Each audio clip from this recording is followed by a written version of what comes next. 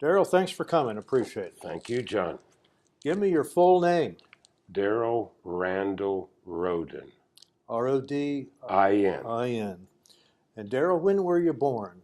June 8th, 1956. Okay. Where do you live now? I live in a country home outside of Wilmington, Ohio. Hmm. And how long have you been there, by the way? How long have you lived Just moved there a year ago. Before that, we lived at our previous address for 35 years. Why did you move? Got rid of our very last child, and after the house was all paid off and we wanted a change, so we actually, rather than move down, we moved up in size, almost twice the size, in a beautiful country home. Okay, great. Do you have some acres there? A couple of acres. Takes me about 6 hours to mow the lawn. Well, why? I enjoy it. It's a Okay, peaceful time. I'm not bothered. That's good. Now, 35 years, so where was that? What's the address of that place? That would have been in Xenia, Ohio. Xenia. Hmm. Where were you before then? Before Xenia, my wife and I was in the Navy. You were in the Navy then? Mhm. Okay, well, we'll get to that part then. Okay. And Basically, all my life, I lived in Xenia. in that area in Mhm. Xenia. The library likes to get a little family tree and that sort of thing. So Well, they can go to the Augustus Rodin Museum and find our family tree. let's talk about that. What were your parents' names? Harold and Dorothy Rodin. And Are you familiar with the statue of the thinker? yes, That was done by Augustus Rodin, a family member. really. So He was also the one who instructed for the what is it? The the four presidents out there the four presidents. in the stone.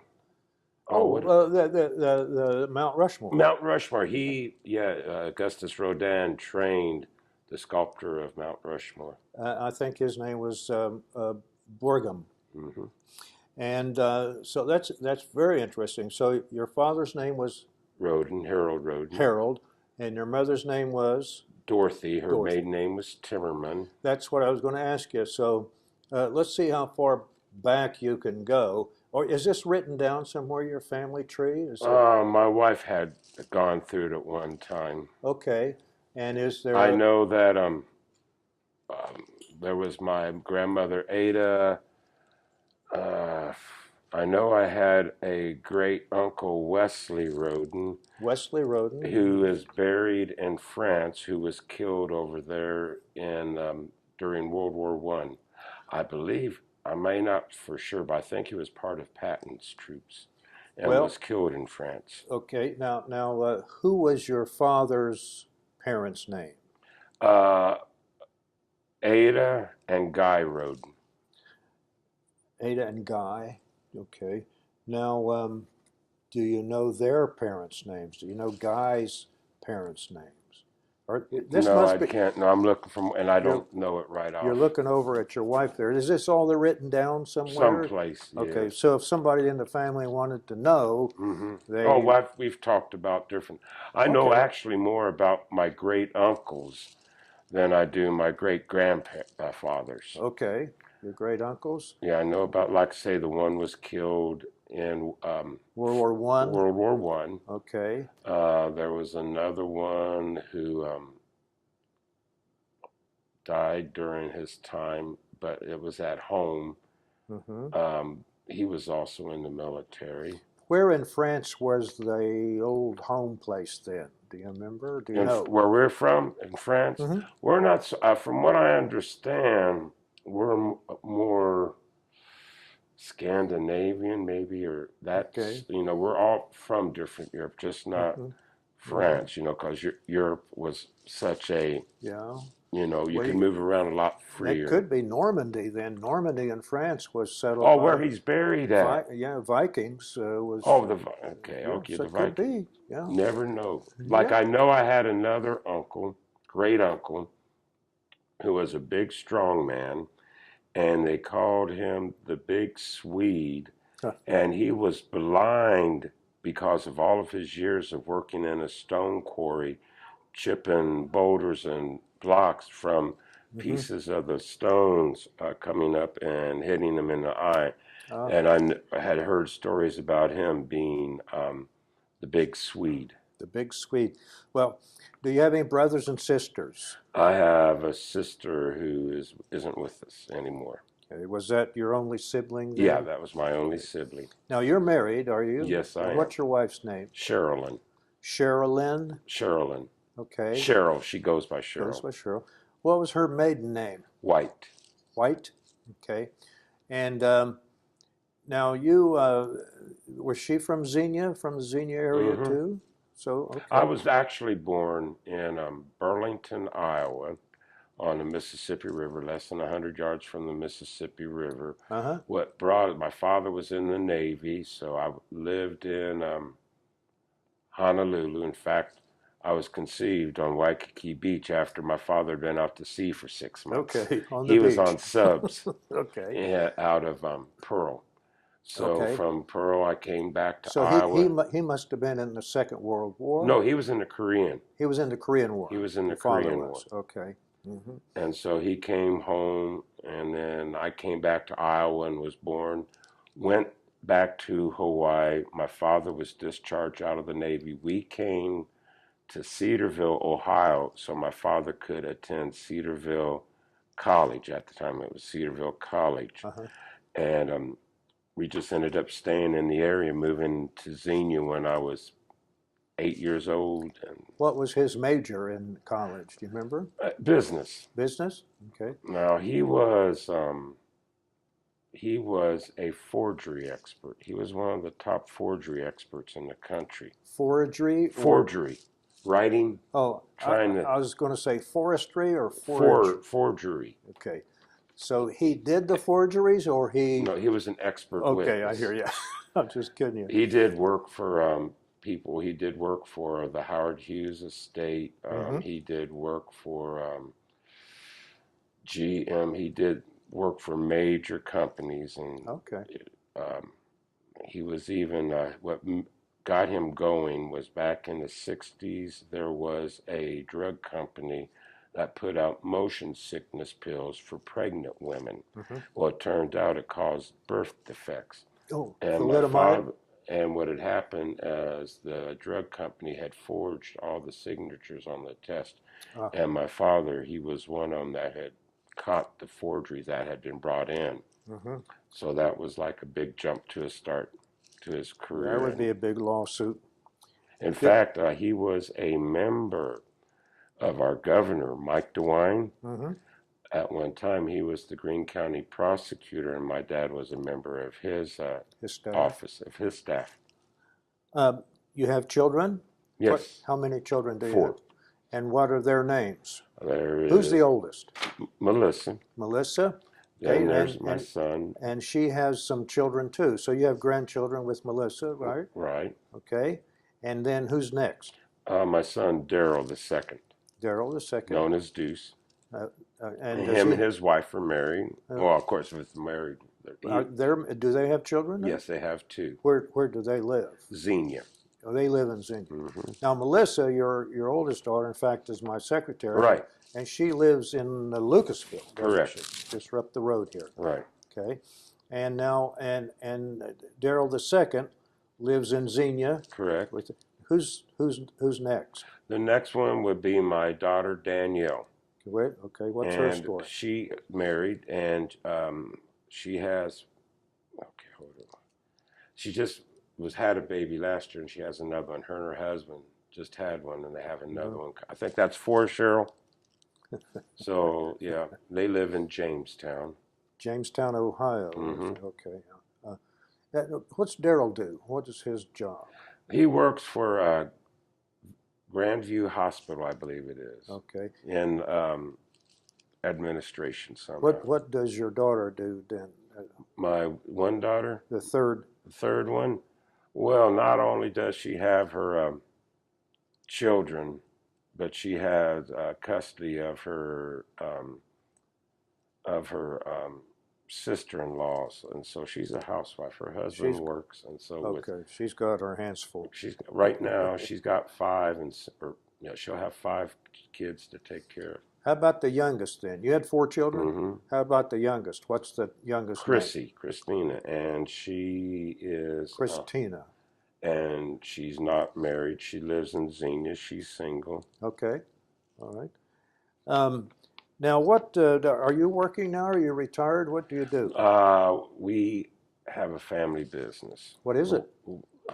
We have a lot of real estate. We have commercial properties. We have apartment buildings. We have residential houses. We have some Hmm. um, You've got a farm full. property. You got Yeah, a full so plate. right. I've been in that residential rental racket before, and it keeps you busy. So it's my wife, a big part of my wife. She runs the office and all the book work, and then Okay. Where did you go to school? Xenia High School, And you graduated what year? 75. I refer to graduating from the Xenia Trailer Court. The Xenia what? Trailer Court. Trailer court. I was the I need an very first explanation. year the Xenia tornado hit April of 74, Yeah. wiped out just about every school in Xenia. Yes. My senior year was that next few months later, my start of my senior year. Hmm. We had to go to modules because of the schools School was destroyed. destroyed in the And we had tornado. to walk on planks, like 2 by 8 Yeah. planks, to go to our classes. Went from 6:30 to 11:30, and then the junior high went to the same place from noon until Wow. like 6. So I graduated from the Xenia Trailer Court, All right. and my family, we had to rebuild from the tornado. We suffered extensively Hmm. from the tornado, and my college education was basically tearing down and building houses. Did after you graduated from high school, then that was 75, I think you told me. Hmm. When did you join the Navy? Did you join? You Yeah. joined the Navy? What had happened is after rebuilding, and I mean that's the town, was a disaster. It's hard. It looked like it had been bombed out. Took us 2 years to help rebuild, and at that time I was burned out. Needed to get away. Navy, I Hmm. came from a Navy family, and I was familiar, and I'd helped the family rebuild, so I had to get out of there. So that would be, what year did you join the Navy? 77. 77. I died the day Elvis died. I joined the day Elvis. I went to boot camp the day Elvis died, which would have been August 15th, So you 19. signed up for the Navy and went to boot camp that very day? No, I signed up in June and went to boot camp in August. Okay, okay. And so where was boot camp? Was that Great Lakes? Great Lakes. Hmm. How long was the boot camp there for you? 8 weeks? I think it was 8 weeks. You don't remember time, just different in boot camp. Did you like it? It was good for me. I mean, no one really can truly say, "Oh, I love it," but I mean, it helped develop you as a person. Now, being in the Navy, that's where they throw you into the pool and what do they do there? Well, what they do actually in boot camp, they throw you into a pool, and if you can stay floated for an hour, then that qualifies you to try out for the SEALs. Okay. And then what happened to you? Well, Could you float? I didn't try to. You didn't. I didn't I didn't want to try. You I want didn't to. want to be a SEAL. You want to do that SEAL stuff. I'd already signed up for what I was going to do in the Navy, and I was happy with What that. was it? I was what they call an operations specialist, which is I worked in the nerve center of the ship, which was CIC, Combat Information Center. Did communication, radar, navigation, radar operator. I was a radar operator, kept contact of surface contact, air contacts. It encompassed a lot of, it was a lot of Hmm. work because we were well, I can go into, we was what you call a non-NTDS ship. We was one of the last, which means we didn't have like all the computers and everything. We had to do all of our navigation and whatnot by hand. Oh, Do radar navigation. We didn't have like GPS. After your boot camp, is there advanced individual I training? went to the A, what they call A school in Great Lakes. It was operations specialist. And that was for your MOS then, or as for your job, Right. specific That was the job? training for that specific job. How long was that? The camp, the Yeah, schooling. yeah. Let me see. It sounds November, like it's December, something that's going to January. take It was some. about 3.5 months. Okay.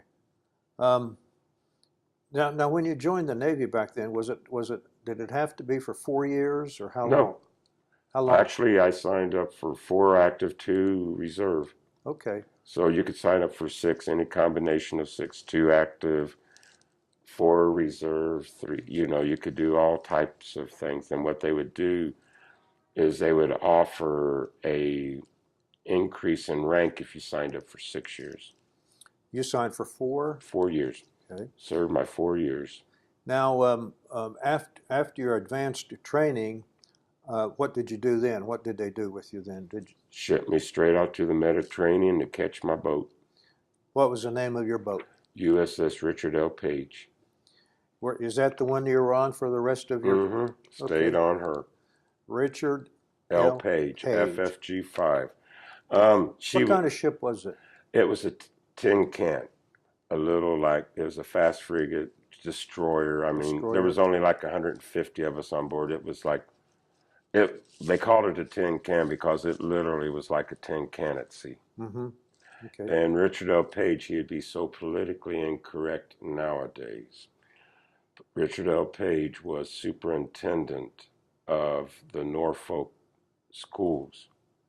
Okay. But before that, he was a Confederate officer during the Civil War, so that would make him so politically incorrect nowadays. They'd want to sink that ship Yeah, today. this ship did sink.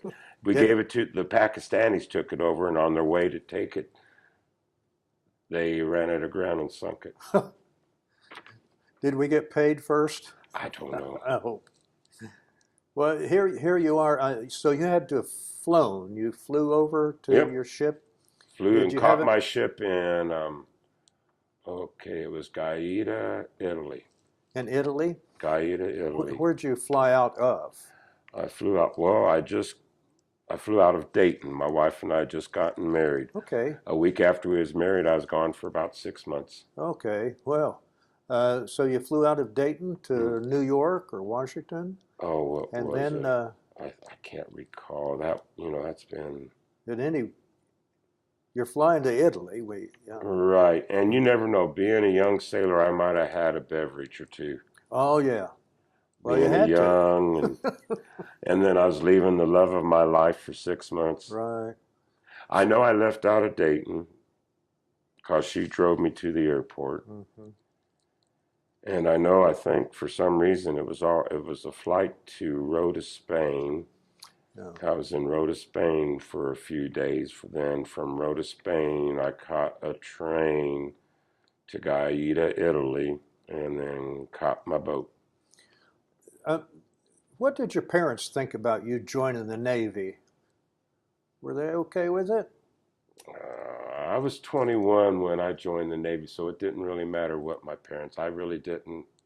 They didn't have any say or By that nothing. It time, didn't. Yeah, by that time in my life, it was your decision. it was my decision. Okay. And So I made many decisions, some they liked and didn't like at that age. But I yeah. didn't. I was defiant. So that destroyer, you caught your boat there in Italy, and then what did you do? Where did you spend the whole time in the Mediterranean? Oh yes, how I can. So that was quite the experience because the job what you were had to train to do in my position when we was out to sea, we worked 7 days a week, 24/7, 6 hours on, 6 hours off. And I was in a dark room. It was, if you ever seen the movie of Navy ships where it's the dark room where you got the black, that's the room I would work in. And that was something to, where you work for 6 and then you was off for 6. And even sometimes when you was off for those 6, you had to work. And it was just took a lot to get used to it. But of course it was different because we could be in as many as 3 different countries in a week. And my position was a seagoing job to where all my work was done at sea. Sunday morning was the same as Tuesday afternoon for me. But when we was in port, it was basically every day was Saturday and Sunday because, outside of keeping our area straight, there was nothing for us to do. Mm-hmm. Mm-hmm. So, So what ports did you make while you were there in the Mediterranean? Did you go I all did the way? several. I did 2 Mediterranean cruises. Two. Yeah. Okay. My favorite place would have to have been Barcelona, Spain. Oh yeah. It was a beautiful city. Palma Mallorca, which is an island which is called the Pearl of the Mediterranean, was beautiful. Um, that's the good things you would see. Spent time in Naples, Gaeta. Um, Go to Greece? yes, I'm trying to remember where in Greece. Can't Did, recall. did you hit North Africa? That area? We hit Africa. We hit that's another story. We spent over 100 days out at sea. In fact, a shipmate of mine just contacted me about a week ago, reminded me what happened 40 years ago. I was chart PO. I was in charge of all the charts. And this is when the uprising first took place in Iran, with the Shah of Iran being kicked out. And we just left Turkey. I was supposed to be heading to Israel when they woke me up in the middle of the night and told me to get the charts out for the Suez Canal and for over in the Middle East. Mm-hmm. And we ended up over 100 days. And that whole time I was doing 6 on and 6 off. Mm-hmm. I mean, there was no weekends, no days off, no breaks. I mean, at the end of that time, Mm-hmm. I was truly a test. Did you go through the Suez Canal? Yeah. Oh, yeah. Mm-hmm. Into the Red Sea? Yeah. Went and stopped at the port of Said, which was the entrance to, Yeah. and Did you it go was, further? and we just went over off to the coast of Iran. Oh, did you? You Yeah. actually went over to the coast of Iran? Yeah.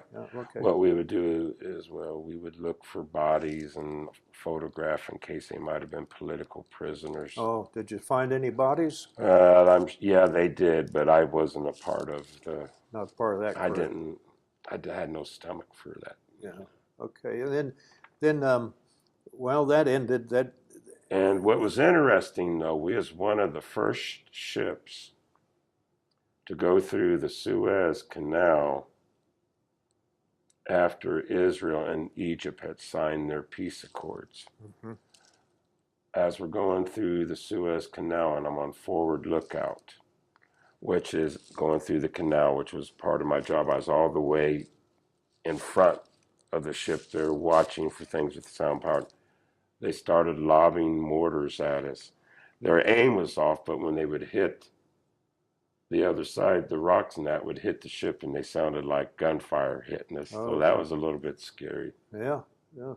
So you're going through the Suez Canal and they're shooting at you. They're lobbing mortars Mm-hmm.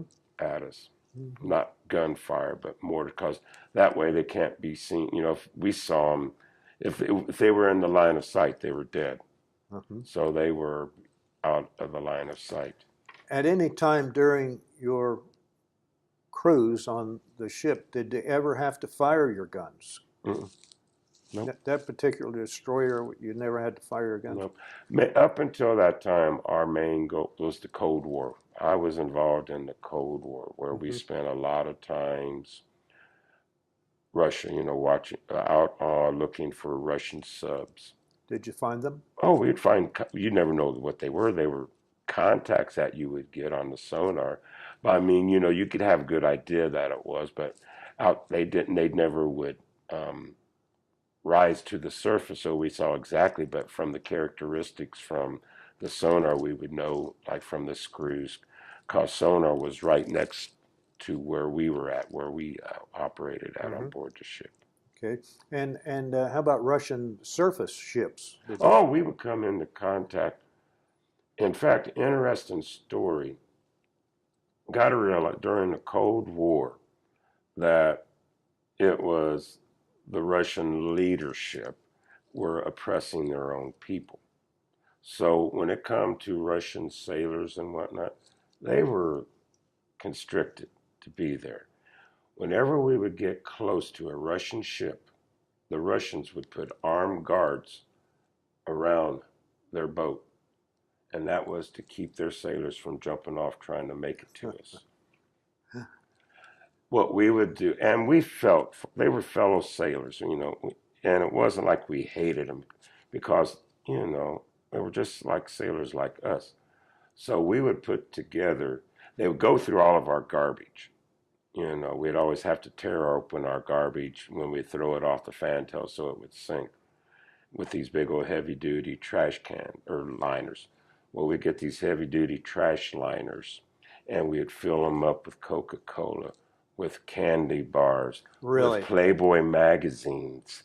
And we wouldn't tear holes until we'd tie them up so they would stay floated so they could get to the Russian ship and maybe some of the sailors would get some of that gee-dunk. Do you know for a fact whether they got some of that? Don't know. You couldn't tell because when you're out at sea, we'd be a quarter to a half mile away and that looks like you could almost spit that far when you're at sea. I don't know. We just, a tradition that was in the Cold War amongst some of us sailors. How close did you get to a Russian ship? Quarter to a half mile, which when you're out at sea is nothing. I mean, you look like you could swim. That's why they would put the armed guards up because it looks like it'd just take a couple of strokes and you'd be right there when you're at sea because distance is really disproportioned at sea. How about Russian aircraft? Did you see those? Oh yeah, we all the time playing games with each other. What our main job is also to keep subs away from, like when we was in a battle group, our job was to stay on the outskirts and to protect like your cruise ships and aircraft carriers from submarines and air contacts. So we'd be out there on guard for sonar with checking out for submarines and also at the same time air. Okay. Now, you said you had 2 tours in the Mediterranean. I had two tours in the Mediterranean. Was this on the same ship? Oh, yeah, same boat. Well, how did you do 2 tours? Did you have leave and you came back to your high No, school? what you do is you go over there for 6 months, come back to home, and then, well, even though you wasn't back for 6 months because not only did I do 2 Mediterraneans, I did a North Atlantic, many times in the Caribbean and the Gulf of Mexico, was stationed in Guantanamo Bay for a couple of months, our ship was. So it just wasn't the Mediterranean. It was, they kept these boats going 9 to 10 months a year because it was so economical to do so, and it was to show the American flag during the Cold War. So you were in the North Atlantic too. We went up to the North. They all went up to the North Atlantic, all the way down to Cuba. Guantanamo. Guantanamo Bay. Yeah, spent time there. Now, when you were in the North Atlantic, did you get to the Arctic Circle or what? No. It was just how about like up Iceland North Atlantic, going up into like northern Germany. Where was it? The North Sea. Yeah, up into the North Sea. Okay. Up into it was the Netherlands. We went up to the Netherlands. I'm trying to remember exact country. We went there because there was a large amount of Americans, and we was up there for the 4th of July, and it was for a big 4th of July celebrations, and there was a lot of Americans. Yeah. I think it was Norway or Sweden. Uh-huh. Government's a lot of years ago. Yeah. So I imagine you imbibed them too, didn't you? Had a brew or two, a beer or two? Okay. I wasn't a big drinker, though. I mean, I did part, but nothing to where I was falling down and couldn't remember. That was too dangerous. Yeah. Plus, I'm going to tell you, you had to get up the next day and work. So what you did 6 months, and then you came back to the States and did another 6 months? You would come back. Okay, typically we would go in late winter, get back in the summer. We would be home for a month or two. Then we would go someplace, whether it might be um, to the Caribbean, whether it's to the Gulf of Mexico, because we even hit like Houston, Texas as a port once. Mm-hmm. You know, you was all the time out. You know, I might only, my wife and I might only in a year's time spend 2 months at that, and that would be split up. I mean, it wasn't unusual for her and I to say bye, like I was going to be back the next night. You know, that's okay, honey, I'll see you later, bye. And it'd be 2 weeks before I'd be back. Mm-hmm. Mm-hmm. Well, that came with the territory, That didn't came it? with the territory. Now, you were 4 years active duty Mm-hmm. in the Navy, and did you spend 2 years reserve then in the Navy? Mm-hmm. Did you have to go to meetings, No, or I just, it if was ever I inactive? needed it, they would call me. Okay. I Did they had to, ever call you? no, When were you discharged? I was discharged out of Norfolk, Virginia. That's where my ship was based out of, was Okay. Norfolk. Mm-hmm. When was that? That would have been July, off of the ship out of active duty would have been July 15th, 1981. Hmm. Were you glad to get out? Yes and no. Mm-hmm. Cheryl was pregnant with Melissa, Mm-hmm. and most of the people in my position saw their children grow up courtesy Polaroid back then. Oh, yeah. Not only that, but during the time the unemployment was extremely high. It was the time when it was President Carter was on his way out, and President Reagan was on his way in. And so it was There were scary, you good know. things about it and bad Yeah. things about it. Yeah. So are you glad you were in the Navy, Oh, though? most definitely made me the man I am Yeah. today. Gave me, I don't know if I feel I have a self-confidence, and it gave me that self-confidence, gave me that sense that I can handle just about any situation I'm thrown in. My wife can tell you there's very little that scares me about going places and doing things. Now, how many sons do you have? One. One. Was he ever in the service? Um, are you going to recommend to your grandchildren that they go in? Would you do that?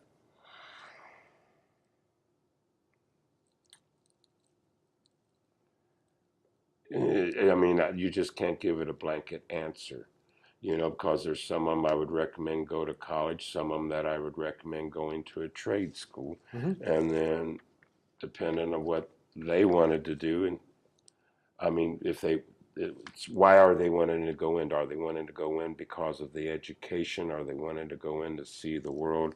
Are they wanting to go in to learn a certain job? You know, there isn't just one reason that you would enter the Mm-hmm. military. Um, you said that you had maybe a crew of just 150 on that ship. Mm-hmm. That's not a very. So you must have gotten pretty close. Mm-hmm. Have you got kept in touch with? Oh heavens, yes! Yeah. I have. There's a web page that's for my ship, Oh. specifically for the ship. And I would say on a regular basis, I'm in contact with, let me see, there's probably about four of my shipmates I'm in contact with on a regular basis, and then maybe another two or three from time to time. Do you ever have reunions or ever get They together? do, but I've never shown up. Mm-hmm. Now, on a ship at that time, 78, so were there women on the ship then? No. Just, In fact, true story, I was with um, the first task group of ships that had women on board a ship, and that was the USS Puget Sound. hmm. They put forth, that was a supply ship. It wasn't a combatant. It was a huge, big supply ship. Mm-hmm. And I believe they had four of them for the first on board, Mm-hmm. and they had to send several of them back statewide. Hmm. Why is that? Well, you get men and women together. Stuff happens. Stuff happens. Interesting. I am totally against men and women serving on board a combatant ship. Yeah. If you want all women on a combatant, I'm all for it, and all men. Reason being that what they don't realize in the Navy, that the ships are all compartments. And if something happens, you're hit by a torpedo and that, you have to close that compartment off right away, regardless of who's on the other side. Mm-hmm. They have found out that if there's even brothers and that, they find out if they know they're on the other side, they might delay on shutting that door and could risk flooding. So being in love is not a thing to be on board a combatant ship. Did you have other family members? I think we were talking before. You had some uncles that were in World War II, mm-hmm. Korea. What was that?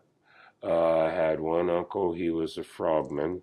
He would go to the beaches before in the Pacific before they would storm the beaches. He would go and give them a layout, cut, watch out for mines, and give them go. Interesting story about that is the frogmen became SEALs. When they made it back to the ship, there was a high rate of them being killed when they would go out on these missions. When they would come back successfully from their mission, at the time they were given a ration of one shot of whiskey a day. Well, all the other frogmen would give the surviving ones who came back their shots of whiskey. Had another uncle who was a CB, who was like a heavy equipment operator, who was doing the landing strips on the way to Tokyo. Mm-hmm. And he would talk about having to be on the heavy equipment fighting snipers off while they would be building the airstrips.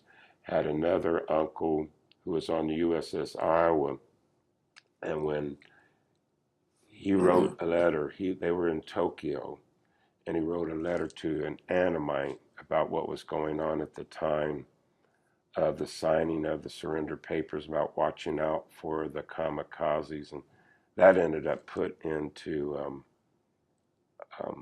a museum. I had another uncle who was an engineman on board a cruiser. Then, interesting, I had my other uncle. He had joined illegally at too young. He was too young, but he still got in. And he ended up on a supply ship through World War II. Well, once he got out and they discovered, he ended up getting drafted for Korea. Oh. So he was in Korea too. He got drafted to go into Korea after signing up for World War II and sneaking in.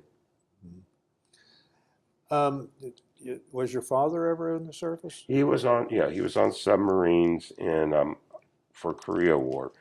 Mm-hmm. He was, like I say, he was in Korea on subs out of Pearl Harbor. I was born, lived in Pearl Harbor, and then after he got out, we came to Ohio so he could attend Cedarville College. Have you ever been to Pearl Harbor mm-hmm. since then? Have you? Mm-hmm. Is the house still there that you lived in? Or was it when I was there? This was back in '72, and it was still there. The house that we had lived in. Interesting. When I was there in '72, I saw probably one of the most famous concerts of all time. Yes. It's Elvis Presley's Blue Hawaii concert. Really? Yes, I saw that live. Do you have any souvenirs from that?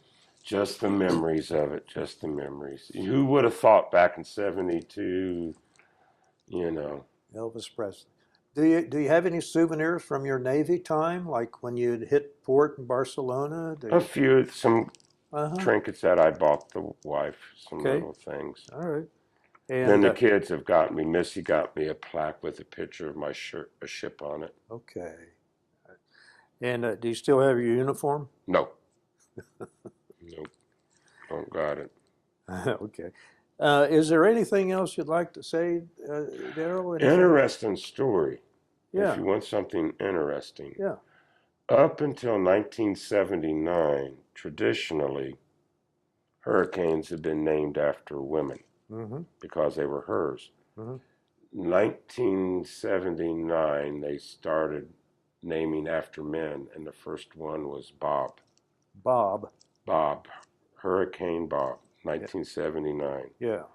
I had the distinction of writing out Bob. You did? Yes. I wrote out 3 hurricanes. In your ship? On my ship. You can't keep your boat in port during a hurricane. You got to take them out to sea, don't you? Got to take them out to sea. And Well, the only way I could describe it is riding on a roller coaster for 3 continually days without getting off. There ain't a thing Kings Island's got that can do anything to me after that. 3 hurricanes you've been through on ship. Well, I appreciate your coming in. Okay. Let's get your wife over here. And Melissa, are you still here? Yeah. Come over here, everybody. We'll get you. I consider my wife a Navy veteran too, because she was with me. Well, she was a Navy wife. Yeah. Did I lie too bad? I don't know. Are they on there? Yeah. Okay. There they are. Melissa and what was the name? Cheryl. Cheryl. Okay. Darrell and Cheryl. Cheryl. Okay. Thanks. Thanks again. Thanks. All right. It was That's it. interesting. Okay.